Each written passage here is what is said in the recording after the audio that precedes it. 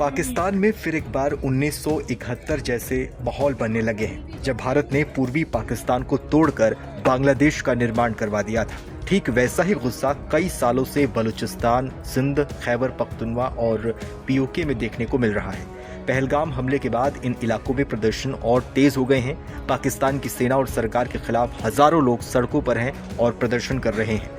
बलूचिस्तान, खैबर पख्तूनख्वा और पीओके जैसे इलाकों में पाकिस्तानी सेना लोगों पर अत्याचार करती रही है और इन इलाकों में सेना के खिलाफ लोगों का भयंकर गुस्सा अक्सर देखने को मिलता है।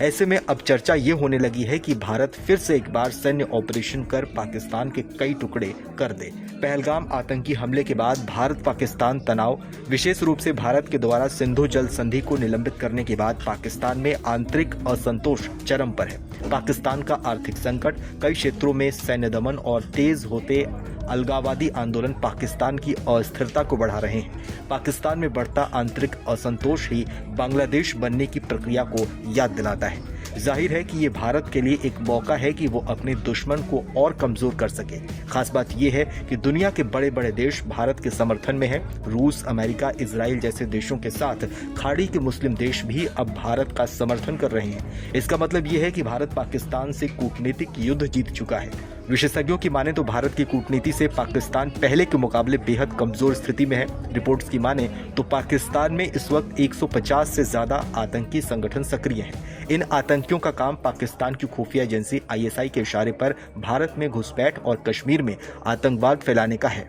2024 में अमेरिका के तत्कालीन राष्ट्रपति जो बाइडेन ने पाकिस्तान को दुनिया का सबसे खतरनाक देश बताया था। तब बाइडेन ने कहा था कि मुझे लगता है कि पाकिस्तान दुनिया के सबसे खतरनाक देशों में से एक है। उसके पास बिना किसी निगरानी के न्यूक्लियर बम है और 150 से ज्यादा आतंकवादी संगठन है। दरअसल बाइडेन ने तब गलत नहीं कहा था। संयुक्त राष्ट्र सुरक्षा परिषद यानी यूएनएससी ने 2024 में ये बताया था कि पाकिस्तान में 150 से ज्यादा आतंकवादी संगठन है और इन संगठनों को यूएनएससी ने ब्लैकलिस्ट में डाल रखा है।